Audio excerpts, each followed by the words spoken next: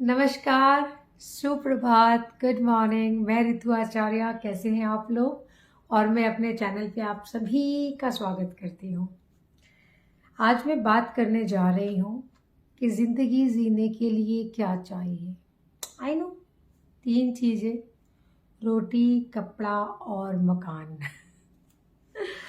और जहाँ तक मुझे पता है कि ये तीनों चीज़ें हैं आपके पास में, लेकिन उससे भी ज़्यादा ज़रूरी क्या है आपकी लाइफ में?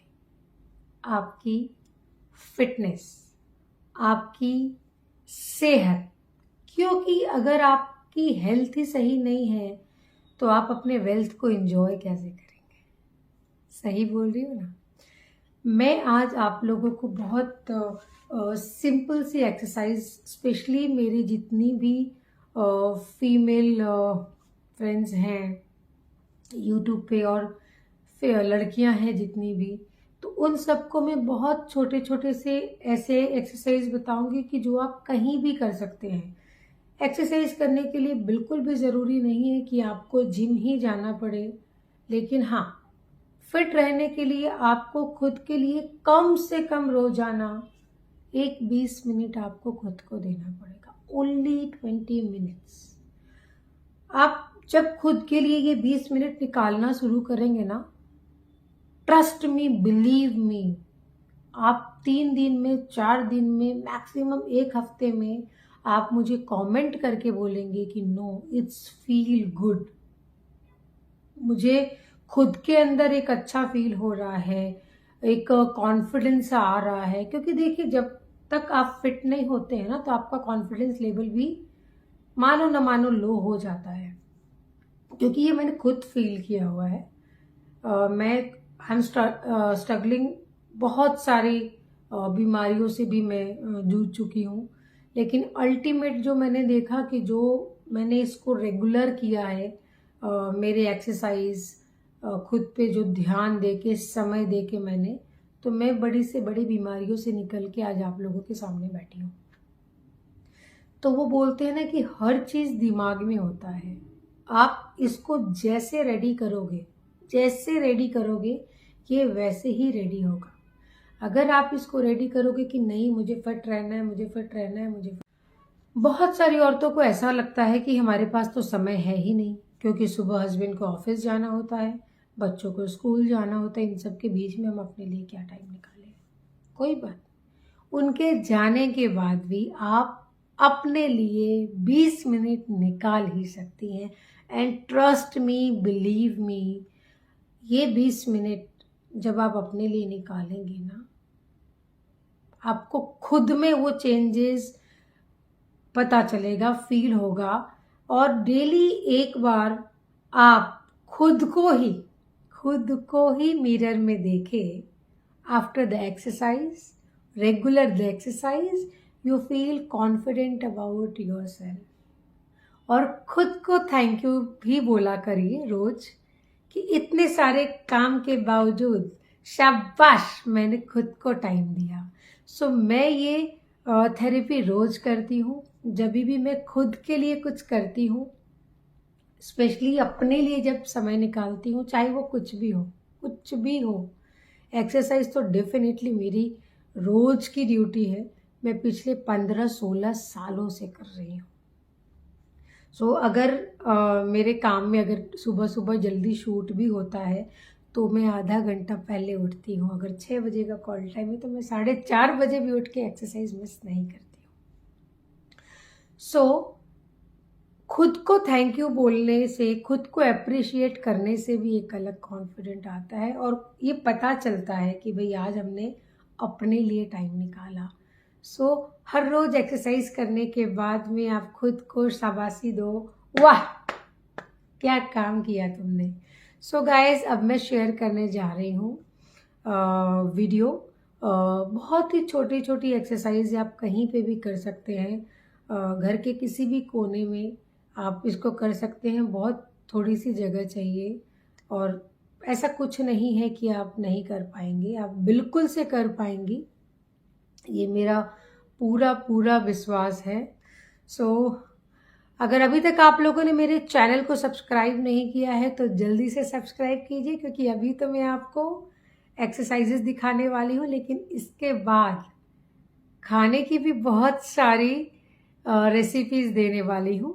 क्या हेल्दी है, क्या अनहेल्दी है। हालांकि अनहेल्दी कुछ भी नहीं होता है, आप खाओ पियो लेकिन एक्सरसाइज करो। हर खाने का एक अलग अलग वो है, तो ये मैं आपको बताऊंगी मेरे अगले वीडियो में। फिलहाल इसके नेक्स्ट वीडियो में मैं आपको एक्सरसाइज दिखाती हूँ कि क्या एक्सरसाइज आप कर सकते हैं जिससे आपका मन, ब्रेन, सब चीज हेल्दी रहे, माइंड ब्लोइंग रहे। मिलते हैं अगले वीडियो में। हाय, तो चलिए हम एक्सरसाइज शुरू करते हैं। सबसे पहले तो आप अपने दोनों पैरों को ऐसे कर लें। ये मैक्सिमम सबको ये वाली एक्सरसाइज आती ही है और सबको इसके फायदा भी पता है। तो हम शुरुआत में ऐसा ही कुछ करेंगे। दोनों पैरों को एक दूसरे के ऊपर लिया और फिर हाथ ऐसे किया, ऐसे आप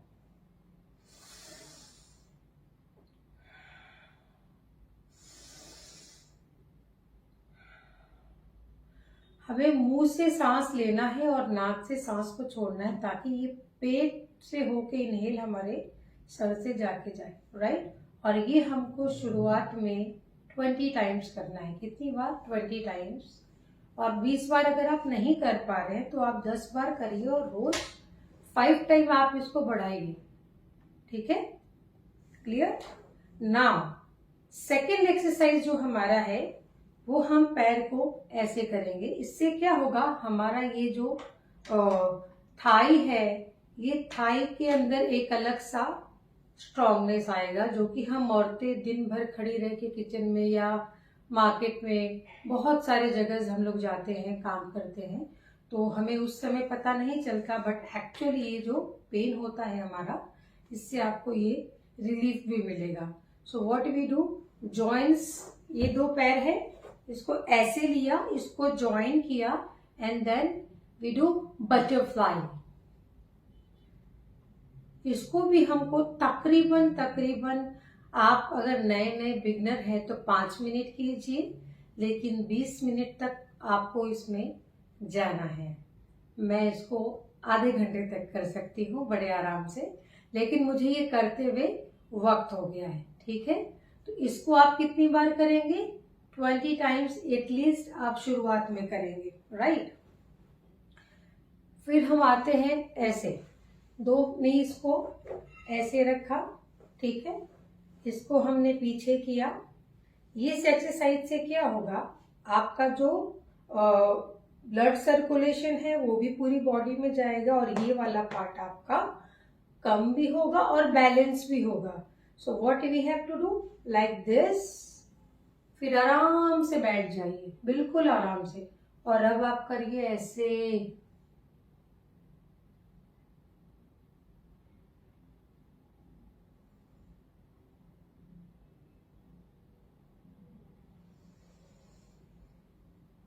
इसमें आपके हाथ पीछे रहेंगे, ठीक है। तो आपने ये चीज भी कम से कम 15 बार करना है।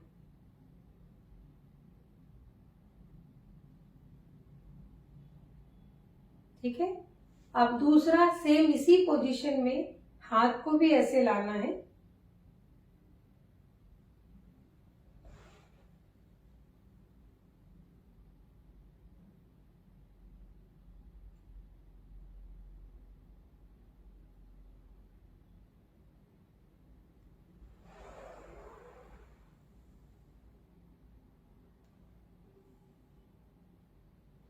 इससे क्या होगा, आपका ये और ये दोनों चीजें बिल्कुल ही स्ट्रांग हो जाएंगी, आपकी पूरी बॉडीज में आपको फील होगा।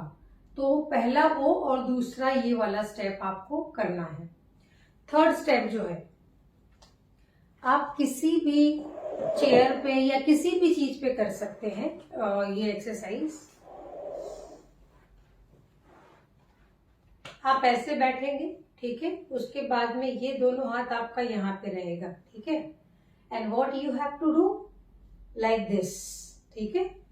1 2 1 2 1 2 1 2 1 2 1 2 1 2 1 2 1 2। अब इसमें आपको ये नहीं हिलाना, आपने देखा ना, सिर्फ यही वाला पोस्चर हमारा मूव होगा।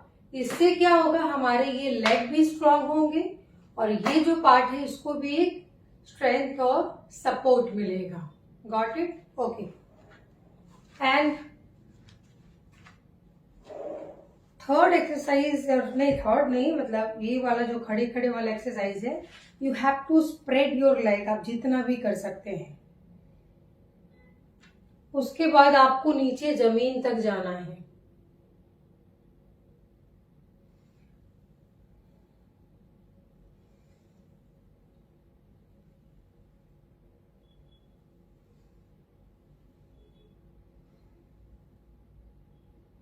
पूरा जमीन टच होना चाहिए और जितने आप पैर को स्प्रेड करेंगे उतना आपके लिए अच्छा है, उसमें भी आपका लेग स्ट्रेंथ बढ़ेगा।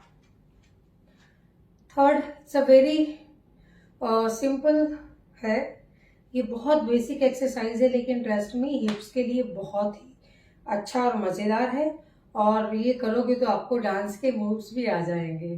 तो चलिए हम स्टार्ट करते हैं। लाइक 1 2 3 4 1 2 3 4 1 2 3 4 1 2 3 4। इसको हमको दोनों मोशन में करना है, इधर भी और इधर भी। आप जब इसको करेंगे तो अगेन आपका जो ये पार्ट है, जो हिप्स का पार्ट है, वो बहुत ही फ्लेक्सिबल रहेगा। कमर में जो आपको दर्द रहती है वो नहीं रहेगा। उसके बाद सिंपल एक ये वाला है, इसमें आप सीधा ऐसे ऐसे मत करिए। आप बहुत सारे लोग क्या करते हैं, ये किया ये किया ये किया और ये किया। No, this is not the right way. इस तरह की आप जब भी एक्सरसाइज करेंगे ना, आप इसको पहले होल्ड करिए। हाथ आपका ऐसे होना चाहिए, ठीक है। You hold at least for the 10 second. 1 2 3 4 5 6 7 8 9 10। Then you do this 1 2 3 4 5 6 7 8 9 10। Then again you have to do. जब आप इसको नीचे लाएंगे तो आपका ये ऐसा रहेगा, ऊपर जाएगा तो ऐसा रहेगा, ठीक है, समझे। और अभी मैं ऐसे आपको बोल रही हूँ 10 सेकेंड क्यों करना है, ये आपको अभी समझ नहीं आएगा। जब आप खुद इसको करोगे ना, you feel that strength in your hand, और आपको फील होगा ये कैसे खड़ा रहना। आपको दोनों चीजें पता चलेगी, एक तो आपकी स्ट्रेंथ। आप लोग अभी बिगनर हैं, जो लोग पहली बार कर रहे हैं उनके लिए 10 सेकेंड, बाकी तो ये जितना आप सेकेंड इसको होल्ड कर पाए ना, तो that is the best part. इससे बेस्ट कुछ हो ही नहीं सकता है। सो बस आज के लिए इतना ही। आप मुझे कमेंट करके बताइएगा जरूर कि कैसा लगा हमारा आज का सेशन आप लोगों को। और अगर आप और भी जानना चाहते हैं, और भी बेसिक एक्सरसाइज सीखना चाहते हैं, जो कि आप घर पे ही कर सकते हैं, इसके लिए आपको किसी भी जिम में जाने की जरूरत नहीं है। तो आप लोग प्लीज कमेंट बॉक्स में कमेंट करके बताइए। एंड सबसे पहले तो सब्सक्राइब कीजिए मेरे चैनल को। सो मिलते हैं। सुप्रभात टू एवरीवन।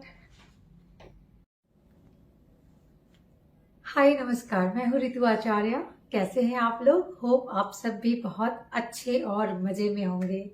जो स्टूडेंट्स हैं वो डेफिनेटली बोर्ड्स की एग्ज़ाम्स में बिजी होंगे और सोच रहे होंगे कि कब एग्ज़ाम ख़त्म हो और हम वेकेशन की तैयारी करें। और जो मम्मियाँ होंगी, डेफिनेटली मम्मियाँ तो बिल्कुल टेंशन में। समटाइम समझ नहीं आता है कि एग्ज़ाम बच्चों का है या मम्मियों का, बट खैर लाजमी है उनका, क्योंकि बच्चे की ग्रोथ का, करियर का ये बहुत एक पड़ाव होता है, जो कि बोर्ड एग्ज़ाम है। उसको बहुत मान्यता और बहुत इम्पोर्टेंस दी जाती है कि पूरे टाइम की पढ़ाई का एक रिजल्ट आता है उसके अंदर में। सो मम्मियाँ और बच्चे दोनों अभी टेंशन में होंगे। सो मैं बच्चों को भी ऑल द बेस्ट बोलना चाहूँगी और मम्मियों को भी ऑल द बेस्ट बोलना चाहूँगी, और ये बोलना चाहूँगी कि बिल्कुल भी फिक्र नहीं करें।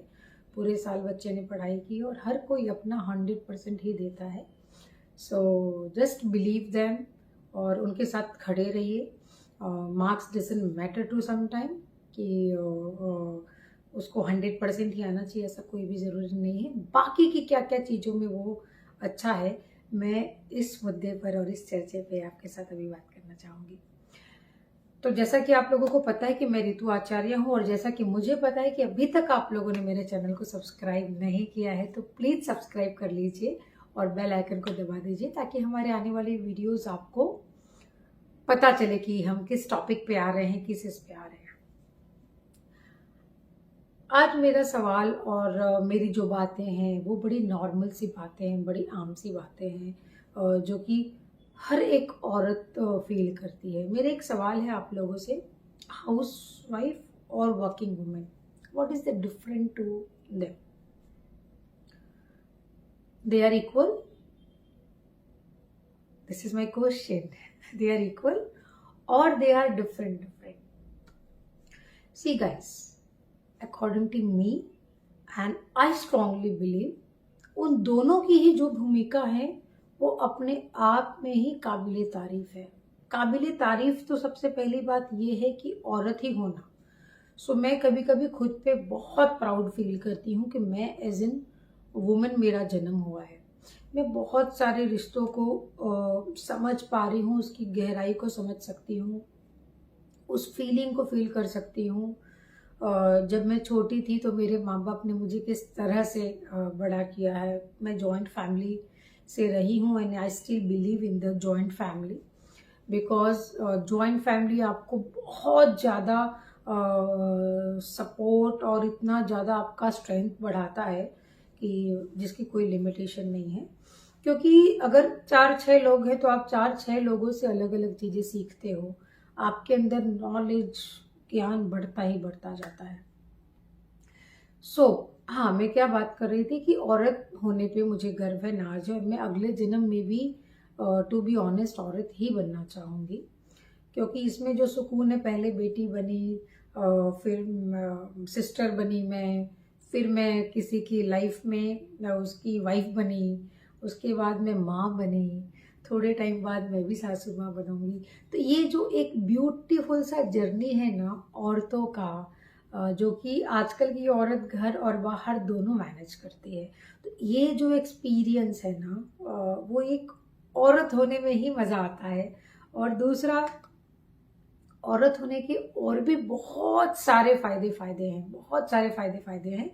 जैसे शादी के पहले पापा हमारी हर डिमांड, हर छोटी मोटी मांग को, ड्रीम्स को पूरा करते हैं, वही शादी के बाद हमारे हस्बैंड करते हैं और थोड़े टाइम के बाद हमारे बच्चे करते हैं।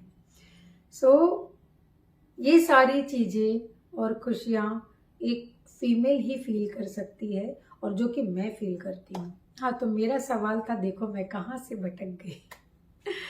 ये भी एक औरतों की आदत होती है, बात कहीं शुरू करती है और ख़त्म कहीं करती है। मेरा ये सवाल था, क्या वर्किंग वुमेन और नॉन वर्किंग वुमेन क्या दोनों एक है? यस, अकॉर्डिंग टू मी दोनों एक है, क्योंकि दोनों अपनी अपनी जगह पे संघर्ष करके बैलेंस कर रहे हैं। जिंदगी का मतलब क्या है? What is the meaning of the life? कि आप जिंदगी को कैसे बैलेंस करें, आपके ऊपर है कि आप इसको किस तरह से बैलेंस कर सकते हैं, रिश्तों की गहराई को कैसे समझ सकते हैं, सामने वाले की मनोस्थिति कैसे समझ सकते हैं, अपने बच्चे को आप कैसे मैनेज करते हैं, अपने फैमिली के लोगों को कैसे मैनेज करते हैं, और जब शाम को आपका हस्बैंड आता है तो मुस्कुरा के कैसे हो, आपका दिन कैसा था, ये बोल के आप कैसे मैनेज करते हैं। और ट्रस्ट मी, ये सब हम औरतें ही कर सकते हैं, क्योंकि हमारे अंदर भगवान ने इतना पावर दिया है, इतना पावर दिया है। चाहे वो सहन शक्ति हो, चाहे वो बेबी को जन्म देने का हो, चाहे वो बच्चे को हर छोटी से बड़ी चीज़ें सिखाना करना। मैं ऐसा नहीं बोलूँगी कि फादर नहीं करते, डेफिनेटली फादर करते हैं साथ में, लेकिन जो योगदान हमारा रहता है, हम औरतों का रहता है, हम मम्मियों का रहता है, वो योगदान फादर का नहीं रहता है, क्योंकि फादर के दूसरे भी तरह के योगदान है। He has to go out and work. अब आप सोचेंगे कि जो काम करने वाली औरतें हैं तो क्या वो नहीं, वो भी ये चीज़ तो करती ही है। यही तो खासियत है हमारे भारत की महिलाओं की, हम जैसे औरतों की, कि हम घर और बाहर दोनों भी मैनेज कर लेते हैं। सी, होता क्या है, जो वर्किंग वुमेन होती है ना, उनके बच्चे और भी ज़्यादा मेच्योर हो जाते हैं, बिकॉज बचपन से वो देखते हैं कि mama is also very perfect in the time table and all. So कुछ चीज़ें उनको सिखाना नहीं पड़ता है, वो यूं ही समझ जाते हैं, क्योंकि डेली रूटीन में देखते हैं। वो बोलते हैं ना, पहला जो हमारा गुरु होता है वो है हमारे माता और पिता। हमारे भारतीय संस्कृति में ये कहा गया कि पहला गुरु जो है वो माता पिता, दूसरे गुरु जो शिक्षक हमको जो पढ़ाते हैं, जो हमको ये करते हैं, उसके बाद सारे देवी देवता तो है ही हमारे घर में। सो कहने का वही मेरा मतलब है कि आज के ज़माने में घर संभालना भी एक आसान काम नहीं है। 4 लोग हैं और चारों लोगों की ख्वाहिशें अलग अलग है। सो मेरा मेन मुद्दा यही था कि एक औरत घर संभाले, एक औरत बाहर संभाले, वो दोनों में समानता ही है, दोनों में इक्वालिटी ही है। क्योंकि जिस प्रेम से, जिस पेशेंस के साथ में औरत ये काम करती है, वो काम कोई और नहीं कर सकता है। वर्किंग वुमेन को पता है कि उसको बाहर जाना है, तो उनका माइंडसेट, उनका जो घड़ी है वो उस हिसाब से ही चलता है। उनकी बॉडी, उनकी मेंटालिटी, वो सब सेट हो जाती है। बस सिर्फ डिसाइड करना है कि आपको क्या चूज किया करना है अपनी लाइफ के लिए।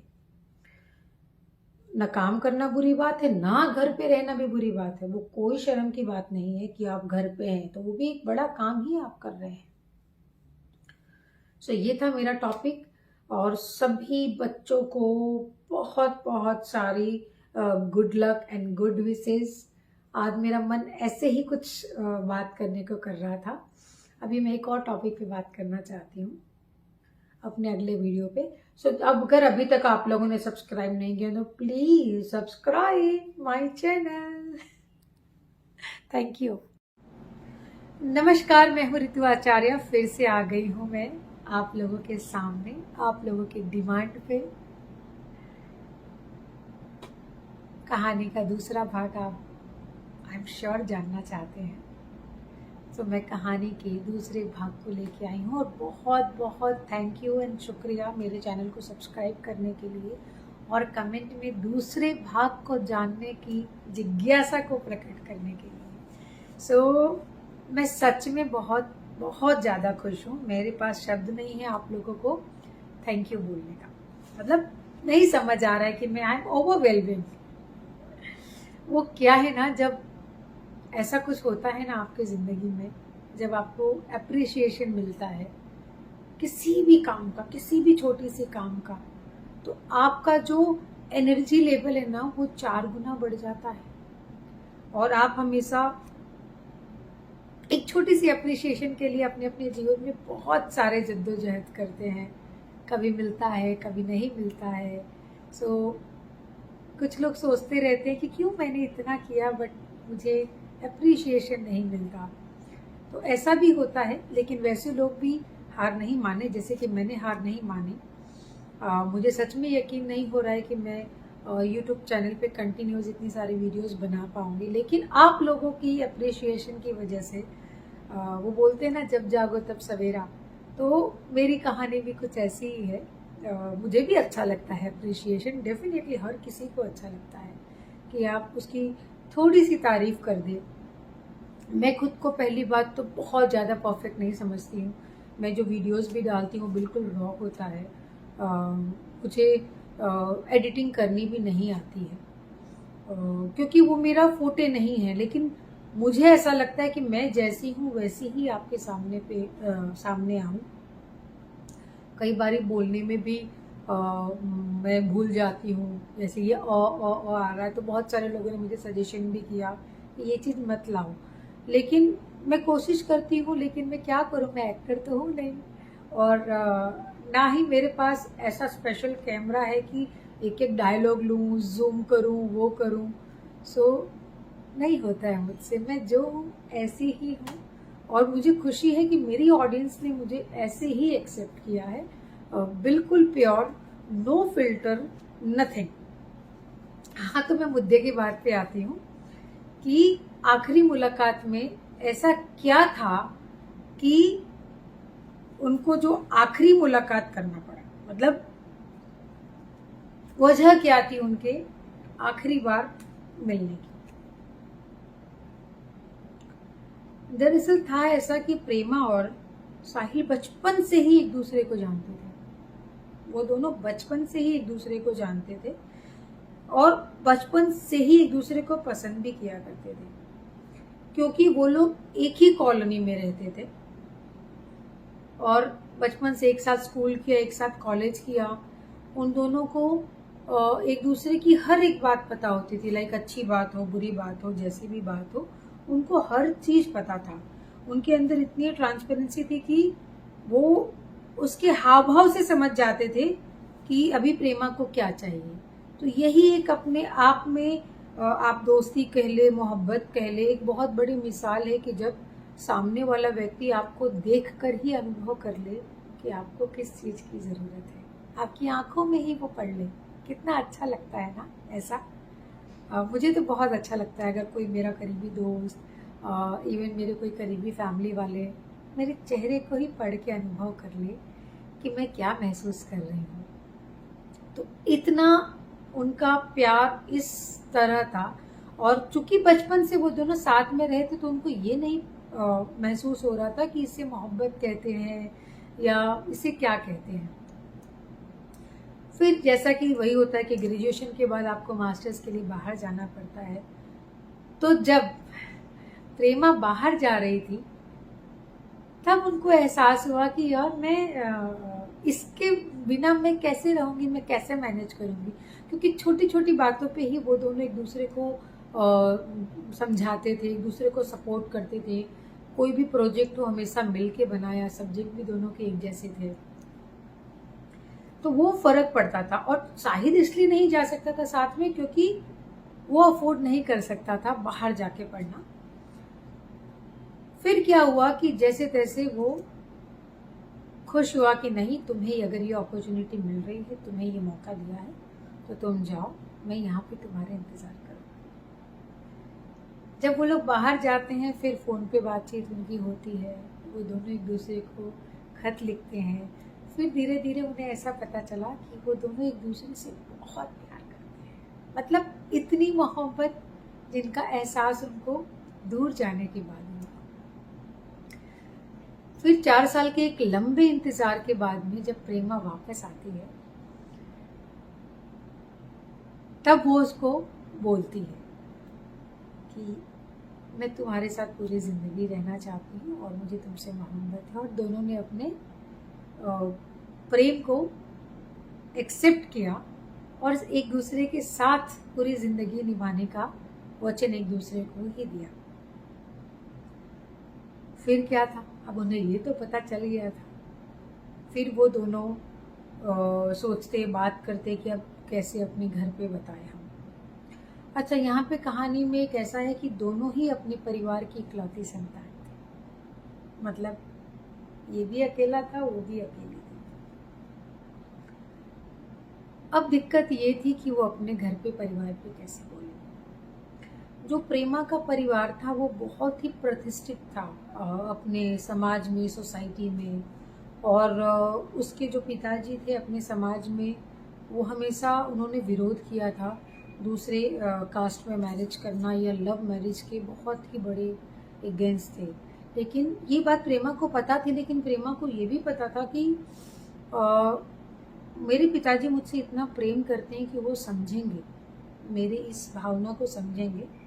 तो थोड़ा सा ओवर कॉन्फिडेंट थी प्रेमा भी अपने इस चीज़ को लेके, लेकिन उसे अपने माँ बाप का दिल भी नहीं दुखाना था किसी भी एंड पे नहीं दुखाना था, तो उसने पहला प्रयास तो यही किया कि वो अपने माता पिता को मनाए, उनके समझाने की कोशिश करे कि शाहिद एक बहुत अच्छा लड़का है। और सामने शाहिद की फैमिली वो मान गई थी, क्योंकि वो भी एक इकलौता बेटा था। तो यही समस्या सामने उनकी भी सोसाइटी और समाज में होनी थी, लेकिन चूंकि इकलौता बेटा होने के कारण वो लोग इस बात को मान गए। उन्होंने अपने बेटे की उसको बहुत सपोर्ट किया कि ठीक है, हम तैयार हैं इसके लिए। अब था बारी कि एक परिवार मान गया है, दूसरा परिवार नहीं माना है।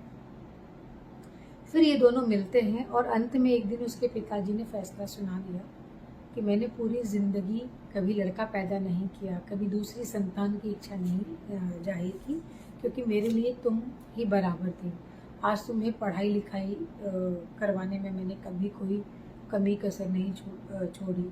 तुम्हें हर तरह की मैंने आज़ादी दी है, हर तरह की सोच, अच्छा बुरा भी तुम अपना समझ सकती हो, वो भी मैंने दिया है। लेकिन ये मेरे सभ्यता, मेरे संस्कार के खिलाफ है कि तुम जाके पूरी ज़िंदगी मैंने लोगों को समझाया है कि अपने इसके अंदर रहना, अपने दायरे में रहना, लव मैरिज नहीं करना, माता पिता की ही मर्जी से शादी करना।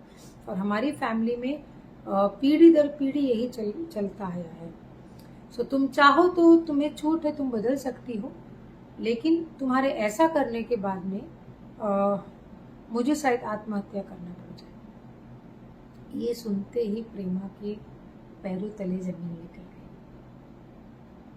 वो एक बार के लिए सोच भी रही थी कि वो विरोध करके उसके साथ शादी कर लेगी। फिर क्या था, फिर वो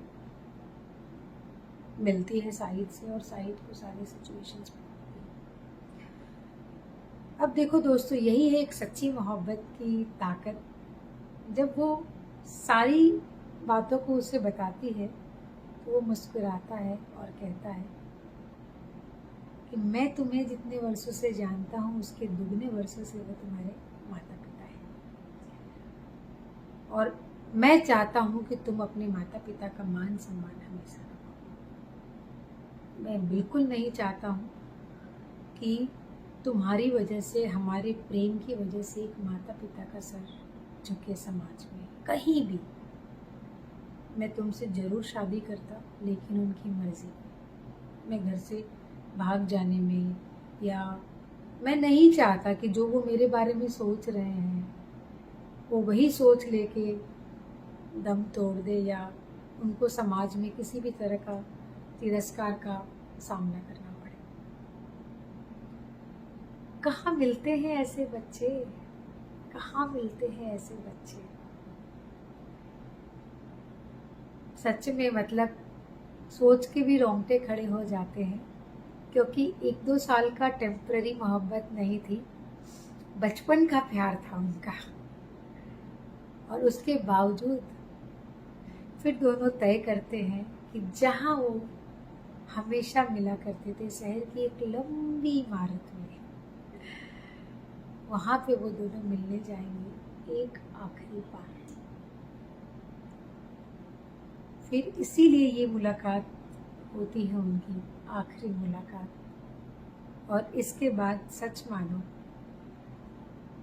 प्रेमा ने कभी पीछे मुड़ के नहीं देखा। उसे नहीं पता कि साहिल क्या कर रहा है, और उसे भी नहीं पता कि प्रेमा क्या कर रही है। प्रेमा ने अपने माता पिता की मर्जी से और पूरे दिल से, खुशी से शादी की। और जिस दिन वो आखिरी मुलाकात था, सारे गिले शिकवे, पुरानी यादें, हर तरह का लड़ाई झगड़ा, वो सब उन लोगों ने इतनी आसानी से, इतनी मोहब्बत से सब खत्म कर दिया, जैसे कुछ हुआ ही नहीं था उनके जीवन में, जैसे वो एक दूसरे को जानते ही नहीं थे। आप जानते हैं सब वो क्यों कर पाए? क्योंकि निस्वार्थ प्रेम था।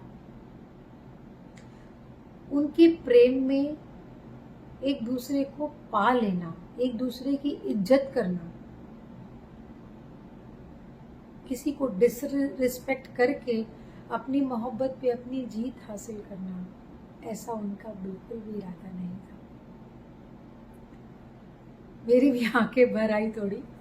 इमोशनल हो गई मैं, क्योंकि सच में ऐसी मोहब्बत देखने को नहीं मिलती है। आज छोटी छोटी चीज़ों पे ही मैं देखती हूँ वो झगड़ लेते हैं, 2 मिनट में ही वो ब्रेकअप हो जाता है। और लेकिन इस सोच के साथ कि माँ बाप का दिल ना दुखे। मुझे नहीं पता कि प्रेमा के पिता को बाद में क्या फील हुआ होगा, क्या नहीं, क्या वो उसकी भावना को समझ पाए भी होंगे कि नहीं, लेकिन हेड्स ऑफ है मुझे प्रेमा पे, और हेड्स ऑफ है ऐसी सोच पे। और आप लोगों का क्या कहना है? अगर आप प्रेमा और साहिल के जगह पे होते तो आप क्या करते? प्लीज़ कमेंट बॉक्स में बताइए। और अगर आगे भी आप इस तरह की कहानियों में रुचि रखते हैं तो वो भी कमेंट बॉक्स में बताइए, मैं लेके आऊँगी आपके लिए। सो अभी तक अगर आपने मेरे चैनल को सब्सक्राइब नहीं किया है तो हाथ जोड़ के विनती है कि प्लीज़ सब्सक्राइब कीजिए, लाइक कीजिए, कमेंट कीजिए, और हो सके तो शेयर भी कीजिए। Thank you. आपकी आंखों में ही वो पढ़ ले, कितना अच्छा लगता है ना ऐसा। मुझे तो बहुत अच्छा लगता है अगर कोई मेरा करीबी दोस्त, इवन मेरे कोई करीबी फैमिली वाले मेरे चेहरे को ही पढ़ के अनुभव कर ले कि मैं क्या महसूस कर रही हूँ। तो इतना उनका प्यार इस तरह था। और चूंकि बचपन से वो दोनों साथ में रहे थे तो उनको ये नहीं महसूस हो रहा था कि इसे मोहब्बत कहते हैं या इसे क्या कहते हैं। फिर जैसा कि वही होता है कि ग्रेजुएशन के बाद आपको मास्टर्स के लिए बाहर जाना पड़ता है, तो जब प्रेमा बाहर जा रही थी तब उनको एहसास हुआ कि यार मैं इसके बिना मैं कैसे रहूँगी, मैं कैसे मैनेज करूँगी। क्योंकि छोटी छोटी बातों पे ही वो दोनों एक दूसरे को समझाते थे, एक दूसरे को सपोर्ट करते थे। कोई भी प्रोजेक्ट वो हमेशा मिल के बनाया, सब्जेक्ट भी दोनों के एक जैसे थे, तो वो फर्क पड़ता था। और शाहिद इसलिए नहीं जा सकता था साथ में क्योंकि वो अफोर्ड नहीं कर सकता था बाहर जाके पढ़ना। फिर क्या हुआ कि जैसे तैसे वो खुश हुआ कि नहीं, तुम्हें अगर ये अपॉर्चुनिटी मिल रही है, तुम्हें ये मौका दिया है तो तुम जाओ, मैं यहाँ पे तुम्हारे इंतजार करूँगा। जब वो लोग बाहर जाते हैं फिर फ़ोन पे बातचीत उनकी होती है, वो दोनों एक दूसरे को खत लिखते हैं। फिर धीरे धीरे उन्हें ऐसा पता चला कि वो दोनों एक दूसरे से बहुत प्यार करते हैं। मतलब इतनी मोहब्बत जिनका एहसास उनको दूर जाने के बाद हुआ। फिर 4 साल के एक लंबे इंतजार के बाद में जब प्रेमा वापस आती है तब वो उसको बोलती है कि मैं तुम्हारे साथ पूरी जिंदगी रहना चाहती हूँ और मुझे तुमसे मोहब्बत है। और दोनों ने अपने प्रेम को एक्सेप्ट किया और एक दूसरे के साथ पूरी जिंदगी निभाने का वचन एक दूसरे को ही दिया। फिर क्या था, अब उन्हें ये तो पता चल गया था। फिर वो दोनों सोचते, बात करते कि अब कैसे अपने घर पे बताएं हम। अच्छा, यहाँ पे कहानी में एक ऐसा है कि दोनों ही अपने परिवार की इकलौती संतान थे। मतलब ये भी अकेला था, वो भी अकेली थी। अब दिक्कत ये थी कि वो अपने घर पे परिवार पे कैसे बोले। जो प्रेमा का परिवार था वो बहुत ही प्रतिष्ठित था अपने समाज में, सोसाइटी में। और उसके जो पिताजी थे अपने समाज में, वो हमेशा उन्होंने विरोध किया था दूसरे कास्ट में मैरिज करना या लव मैरिज के बहुत ही बड़े अगेंस्ट थे। लेकिन ये बात प्रेमा को पता थी, लेकिन प्रेमा को ये भी पता था कि मेरे पिताजी मुझसे इतना प्रेम करते हैं कि वो समझेंगे, मेरी इस भावना को समझेंगे। तो थोड़ा सा ओवर कॉन्फिडेंट थी प्रेमा भी अपने इस चीज़ को लेके। लेकिन उसे अपने माँ बाप का दिल भी नहीं दुखाना था, किसी भी एंड पे नहीं दुखाना था। तो उसने पहला प्रयास तो यही किया कि वो अपने माता पिता को मनाए, उनकी समझाने की कोशिश करे कि शाहिद एक बहुत अच्छा लड़का है। और सामने शाहिद की फैमिली वो मान गई थी क्योंकि वो भी एक इकलौता बेटा था। तो यही समस्या सामने उनकी भी सोसाइटी और समाज में होनी थी।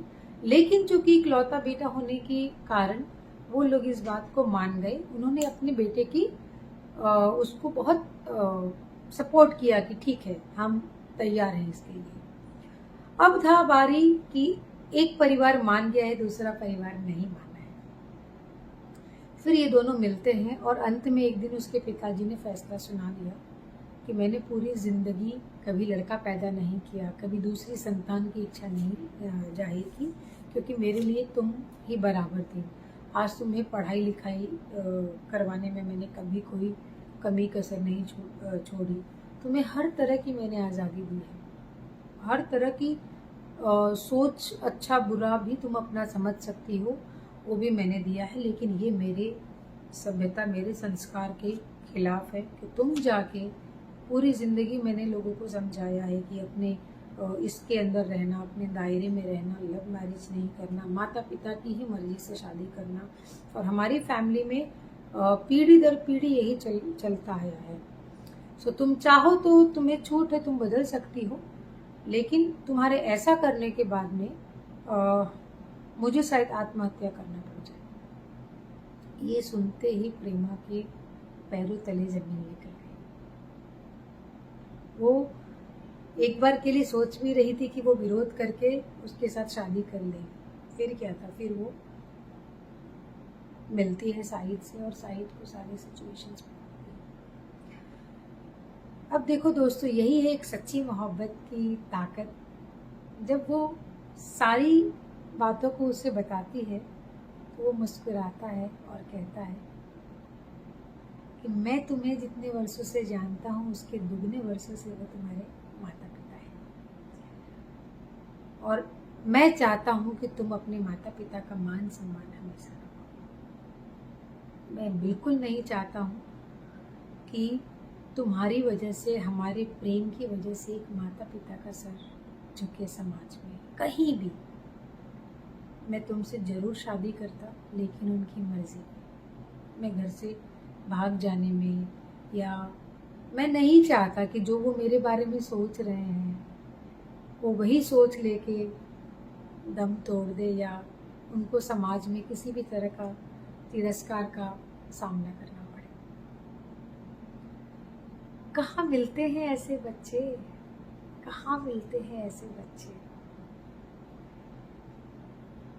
सच में मतलब सोच के भी रोंगटे खड़े हो जाते हैं, क्योंकि 1-2 साल का टेम्पररी मोहब्बत नहीं थी, बचपन का प्यार था उनका। और उसके बावजूद फिर दोनों तय करते हैं कि जहाँ वो हमेशा मिला करते थे, शहर की एक लंबी इमारत में, वहाँ पे वो दोनों मिलने जाएंगे एक आखिरी बार। फिर इसीलिए ये मुलाकात होती है, उनकी आखिरी मुलाकात। और इसके बाद सच मानो, प्रेमा ने कभी पीछे मुड़ के नहीं देखा। उसे नहीं पता कि साहिल क्या कर रहा है, और उसे भी नहीं पता कि प्रेमा क्या कर रही है। प्रेमा ने अपने माता पिता की मर्जी से और पूरे दिल से, खुशी से शादी की। और जिस दिन वो आखिरी मुलाकात था, सारे गिले शिकवे, पुरानी यादें, हर तरह का लड़ाई झगड़ा, वो सब उन लोगों ने इतनी आसानी से, इतनी मोहब्बत से सब खत्म कर दिया, जैसे कुछ हुआ ही नहीं था उनके जीवन में, जैसे वो एक दूसरे को जानते ही नहीं थे। आप जानते हैं सब वो क्यों कर पाए? क्योंकि निस्वार्थ प्रेम था। उनके प्रेम में एक दूसरे को पा लेना, एक दूसरे की इज्जत करना, किसी को डिसरिस्पेक्ट करके अपनी मोहब्बत पे अपनी जीत हासिल करना, ऐसा उनका बिल्कुल भी इरादा नहीं था। मेरी भी आंखें भर आई, थोड़ी इमोशनल हो गई मैं, क्योंकि सच में ऐसी मोहब्बत देखने को नहीं मिलती है। आज छोटी छोटी चीज़ों पे ही मैं देखती हूँ वो झगड़ लेते हैं, 2 मिनट में ही वो ब्रेकअप हो जाता है। और लेकिन इस सोच के साथ कि माँ बाप का दिल ना दुखे। मुझे नहीं पता कि प्रेमा के पिता को बाद में क्या फील हुआ होगा, क्या नहीं, क्या वो उसकी भावना को समझ पाए भी होंगे कि नहीं, लेकिन हेड्स ऑफ है मुझे प्रेमा पे, और हेड्स ऑफ है ऐसी सोच पे। और आप लोगों का क्या कहना है? अगर आप प्रेमा और साहिल के जगह पे होते तो आप क्या करते? प्लीज़ कमेंट बॉक्स में बताइए। और अगर आगे भी आप इस तरह की कहानियों में रुचि रखते हैं तो वो भी कमेंट बॉक्स में बताइए, मैं लेके आऊँगी आपके लिए। अभी तक अगर आपने मेरे चैनल को सब्सक्राइब नहीं किया है तो हाथ जोड़ के विनती है कि प्लीज़ सब्सक्राइब कीजिए, लाइक कीजिए, कमेंट कीजिए और हो सके तो शेयर भी कीजिए। Thank you. नमस्कार, मैं हूँ ऋतु आचार्य। फिर से आ गई हूँ मैं आप लोगों के सामने, आप लोगों के डिमांड पे। कहानी का दूसरा भाग आप आई एम श्योर जानना चाहते हैं, तो मैं कहानी के दूसरे भाग को लेके आई हूँ। और बहुत बहुत थैंक यू एंड शुक्रिया मेरे चैनल को सब्सक्राइब करने के लिए और कमेंट में दूसरे भाग को जानने की जिज्ञासा को प्रकट करने के लिए। मैं सच में बहुत बहुत ज़्यादा खुश हूँ। मेरे पास शब्द नहीं है आप लोगों को थैंक यू बोलने का। मतलब नहीं समझ आ रहा है कि मैं आई एम ओवरवेलमिंग। वो क्या है ना, जब ऐसा कुछ होता है ना आपके ज़िंदगी में, जब आपको अप्रिसिएशन मिलता है किसी भी काम का, किसी भी छोटी सी काम का, तो आपका जो एनर्जी लेवल है ना वो 4 गुना बढ़ जाता है।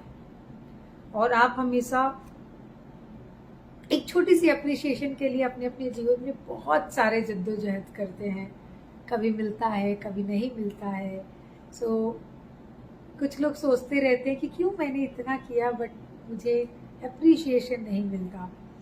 तो ऐसा भी होता है, लेकिन वैसे लोग भी हार नहीं माने जैसे कि मैंने हार नहीं मानी। मुझे सच में यकीन नहीं हो रहा है कि मैं यूट्यूब चैनल पे कंटिन्यूस इतनी सारी वीडियोस बना पाऊंगी, लेकिन आप लोगों की अप्रिसिएशन की वजह से वो बोलते हैं ना जब जागो तब सवेरा, तो मेरी कहानी भी कुछ ऐसी ही है। मुझे भी अच्छा लगता है अप्रिसिएशन, डेफिनेटली हर किसी को अच्छा लगता है कि आप उसकी थोड़ी सी तारीफ कर दें। मैं खुद को पहली बात तो बहुत ज़्यादा परफेक्ट नहीं समझती हूँ। मैं जो वीडियोस भी डालती हूँ बिल्कुल रॉ होता है। मुझे एडिटिंग करनी भी नहीं आती है क्योंकि वो मेरा फोटे नहीं है, लेकिन मुझे ऐसा लगता है कि मैं जैसी हूँ वैसी ही आपके सामने आऊँ। कई बारी बोलने में भी मैं भूल जाती हूँ, जैसे ये आ रहा है तो बहुत सारे लोगों ने मुझे सजेशन भी किया कि ये चीज़ मत लाओ, लेकिन मैं कोशिश करती हूँ। लेकिन मैं क्या करूँ, मैं एक्टर तो हूँ नहीं, और ना ही मेरे पास ऐसा स्पेशल कैमरा है कि एक एक डायलॉग लूँ, जूम करूँ, वो करूँ।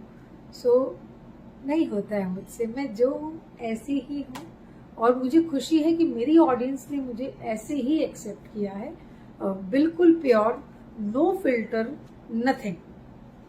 हाँ, तो मैं मुद्दे की बात पे आती हूँ कि आखिरी मुलाकात में ऐसा क्या था कि उनको जो आखिरी मुलाकात करना पड़ा, मतलब वजह क्या थी उनके आखिरी बार मिलने की। दरअसल था ऐसा कि प्रेमा और साहिल बचपन से ही एक दूसरे को जानते थे।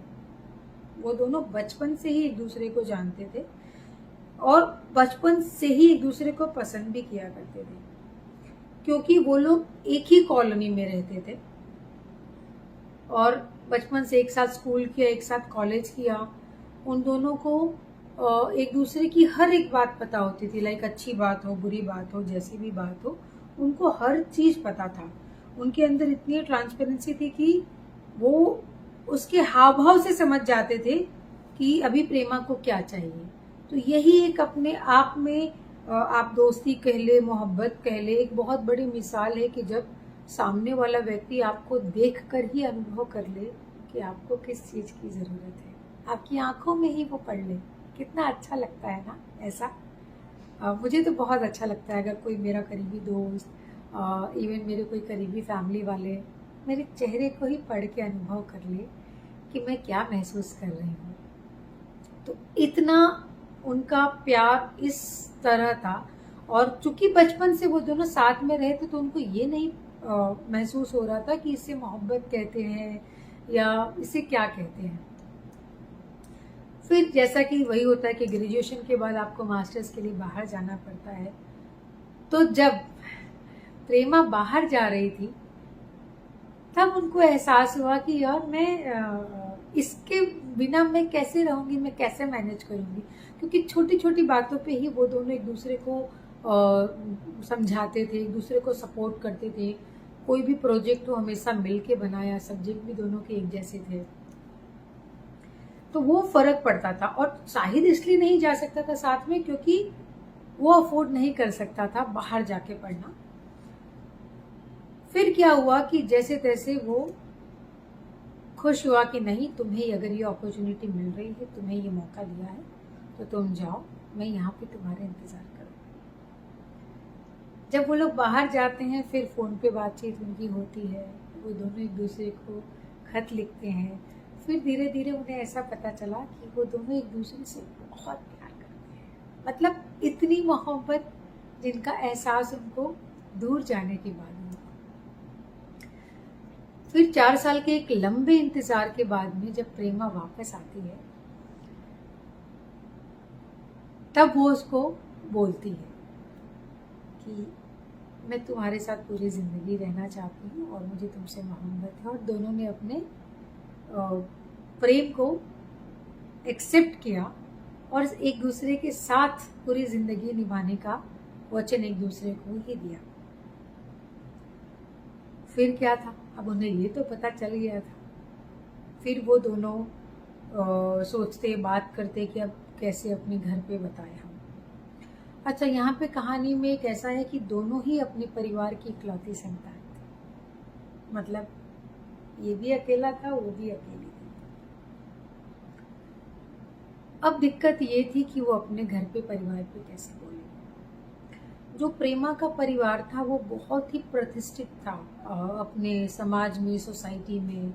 और उसके जो पिताजी थे अपने समाज में, वो हमेशा उन्होंने विरोध किया था दूसरे कास्ट में मैरिज करना या लव मैरिज के बहुत ही बड़े अगेंस्ट थे। लेकिन ये बात प्रेमा को पता थी, लेकिन प्रेमा को ये भी पता था कि मेरे पिताजी मुझसे इतना प्रेम करते हैं कि वो समझेंगे, मेरे इस भावना को समझेंगे। तो थोड़ा सा ओवर कॉन्फिडेंट थी प्रेमा भी अपने इस चीज़ को लेके, लेकिन उसे अपने माँ बाप का दिल भी नहीं दुखाना था, किसी भी एंड पे नहीं दुखाना था। तो उसने पहला प्रयास तो यही किया कि वो अपने माता पिता को मनाए, उनकी समझाने की कोशिश करे कि शाहिद एक बहुत अच्छा लड़का है। और सामने शाहिद की फैमिली वो मान गई थी क्योंकि वो भी एक इकलौता बेटा था। तो यही समस्या सामने उनकी भी सोसाइटी और समाज में होनी थी, लेकिन चूंकि इकलौता बेटा होने के कारण वो लोग इस बात को मान गए। उन्होंने अपने बेटे की उसको बहुत सपोर्ट किया कि ठीक है, हम तैयार हैं इसके लिए। अब था बारी कि एक परिवार मान गया है, दूसरा परिवार नहीं माना है। फिर ये दोनों मिलते हैं और अंत में एक दिन उसके पिताजी ने फैसला सुना दिया कि मैंने पूरी जिंदगी कभी लड़का पैदा नहीं किया, कभी दूसरी संतान की इच्छा नहीं जाहिर की, क्योंकि मेरे लिए तुम ही बराबर थे। आज तुम्हें पढ़ाई लिखाई करवाने में मैंने कभी कोई कमी कसर नहीं छोड़ी। तुम्हें हर तरह की मैंने आज़ादी दी है, हर तरह की सोच, अच्छा बुरा भी तुम अपना समझ सकती हो, वो भी मैंने दिया है। लेकिन ये मेरे सभ्यता, मेरे संस्कार के खिलाफ है कि तुम जाके पूरी ज़िंदगी मैंने लोगों को समझाया है कि अपने इसके अंदर रहना, अपने दायरे में रहना, लव मैरिज नहीं करना, माता पिता की ही मर्जी से शादी करना। और हमारी फैमिली में पीढ़ी दर पीढ़ी यही चलता आया है। सो तुम चाहो तो तुम्हें छूट है, तुम बदल सकती हो, लेकिन तुम्हारे ऐसा करने के बाद में मुझे शायद आत्महत्या करना पड़ जाए। ये सुनते ही प्रेमा के पैरों तले जमीन निकल गई। वो एक बार के लिए सोच भी रही थी कि वो विरोध करके उसके साथ शादी कर लेगी। फिर क्या था, फिर वो मिलती है शाहिद से और शाहिद को सारी सिचुएशंस बताती है। अब देखो दोस्तों, यही है एक सच्ची मोहब्बत की ताकत। जब वो सारी बातों को उसे बताती है तो वो मुस्कुराता है और कहता है कि मैं तुम्हें जितने वर्षों से जानता हूँ उसके दुगने वर्षों से वो तुम्हारे माता पिता है, और मैं चाहता हूँ कि तुम अपने माता पिता का मान सम्मान हमेशा रखो। मैं बिल्कुल नहीं चाहता हूँ कि तुम्हारी वजह से, हमारे प्रेम की वजह से एक माता पिता का सर झुके समाज में कहीं भी। मैं तुमसे ज़रूर शादी करता, लेकिन उनकी मर्ज़ी। मैं घर से भाग जाने में, या मैं नहीं चाहता कि जो वो मेरे बारे में सोच रहे हैं वो वही सोच लेके दम तोड़ दे, या उनको समाज में किसी भी तरह का तिरस्कार का सामना करना पड़े। कहाँ मिलते हैं ऐसे बच्चे, कहाँ मिलते हैं ऐसे बच्चे। सच में मतलब सोच के भी रोंगटे खड़े हो जाते हैं, क्योंकि 1-2 साल का टेम्पररी मोहब्बत नहीं थी, बचपन का प्यार था उनका। और उसके बावजूद फिर दोनों तय करते हैं कि जहाँ वो हमेशा मिला करते थे, शहर की एक लंबी इमारत में, वहाँ पे वो दोनों मिलने जाएंगे एक आखिरी बार। फिर इसीलिए ये मुलाकात होती है, उनकी आखिरी मुलाकात। और इसके बाद सच मानो, प्रेमा ने कभी पीछे मुड़ के नहीं देखा। उसे नहीं पता कि साहिल क्या कर रहा है, और उसे भी नहीं पता कि प्रेमा क्या कर रही है। प्रेमा ने अपने माता पिता की मर्जी से और पूरे दिल से, खुशी से शादी की। और जिस दिन वो आखिरी मुलाकात था, सारे गिले शिकवे, पुरानी यादें, हर तरह का लड़ाई झगड़ा, वो सब उन लोगों ने इतनी आसानी से, इतनी मोहब्बत से सब खत्म कर दिया, जैसे कुछ हुआ ही नहीं था उनके जीवन में, जैसे वो एक दूसरे को जानते ही नहीं थे। आप जानते हैं सब वो क्यों कर पाए? क्योंकि निस्वार्थ प्रेम था। उनके प्रेम में एक दूसरे को पा लेना, एक दूसरे की इज्जत करना, किसी को डिसरिस्पेक्ट करके अपनी मोहब्बत पे अपनी जीत हासिल करना, ऐसा उनका बिल्कुल भी इरादा नहीं था। मेरी भी आंखें भर आई, थोड़ी इमोशनल हो गई मैं, क्योंकि सच में ऐसी मोहब्बत देखने को नहीं मिलती है। आज छोटी छोटी चीज़ों पे ही मैं देखती हूँ वो झगड़ लेते हैं, 2 मिनट में ही वो ब्रेकअप हो जाता है। और लेकिन इस सोच के साथ कि माँ बाप का दिल ना दुखे। मुझे नहीं पता कि प्रेमा के पिता को बाद में क्या फील हुआ होगा, क्या नहीं, क्या वो उसकी भावना को समझ पाए भी होंगे कि नहीं, लेकिन हेड्स ऑफ है मुझे प्रेमा पे, और हेड्स ऑफ है ऐसी सोच पे। और आप लोगों का क्या कहना है? अगर आप प्रेमा और साहिल के जगह पे होते तो आप क्या करते? प्लीज़ कमेंट बॉक्स में बताइए। और अगर आगे भी आप इस तरह की कहानियों में रुचि रखते हैं तो वो भी कमेंट बॉक्स में बताइए, मैं लेके आऊँगी आपके लिए। सो अभी तक अगर आपने मेरे चैनल को सब्सक्राइब नहीं किया है तो हाथ जोड़ के विनती है कि प्लीज़ सब्सक्राइब कीजिए, लाइक कीजिए, कमेंट कीजिए, और हो सके तो शेयर भी कीजिए। Thank you. नमस्कार दोस्तों, मैं ऋतु आचार्य। कैसे हैं आप लोग? उम्मीद करती हूँ बिल्कुल मज़े में होंगे। अभी भी कुछ लोगों ने मेरे चैनल को सब्सक्राइब नहीं किया है। मैं बार बार आप लोगों से रिक्वेस्ट करती हूँ, सुनते क्यों नहीं है? आते हैं, वीडियो को देखते हैं, कभी कभी लाइक कर देते हैं, लेकिन प्लीज़ सब्सक्राइब कर दीजिए। वो इसलिए कर दीजिए ताकि आप सब्सक्राइब करेंगे और नोटिफिकेशन बेल आइकन को दबाएंगे तो ही हमारे आने वाले सारे अपडेट्स आपको मिलते रहेंगे। कुछ कहानियाँ, कुछ शेरो शायरियाँ, कुछ निजी बातें। आज मैं फिर से एक छोटी सी कहानी लेके आई हूँ, और कहानी का नाम है तलाक। डरिए मत। कहानी का नाम है तलाक। तो मैं शुरू करती हूँ। एक दिन सुबह जब अजय उठा और चाय पीने के टेबल पर आया, रिया ने चाय का कप रखते हुए कहा, अजय, मुझे तुमसे तलाक चाहिए। अजय हक्का बक्का उसे देखता रह गया। ये तुम क्या बोल रही हो? उसे समझ ही नहीं आया कि ये क्यों ऐसा बोल रही है और वो बार बार उसकी तरफ देख रहा था और बेतहासा सवाल पूछ रहा था कि ऐसा तो क्या हो गया, ऐसा तो क्या कर दिया मैंने, रात दिन मेहनत किया मैंने तुम्हारे लिए, ये आलीशान घर मैंने बनाया, ऐसी कोई कमी नहीं है जो मैंने तुमको दी हो। तुम्हारे जीवन में जो जो तुम्हारी इच्छा थी वो सब मैंने रात दिन मेहनत करके तुम्हारे लिए इकट्ठा किया, और आज ये तुम क्या कह रही हो? अगर ये मजाक कर रही हो तो ये बहुत भद्दा मजाक है। वो ऐसा बोल रहा था और उसे ऐसी निगाहों से देख रहा था कि पूछो ही मत।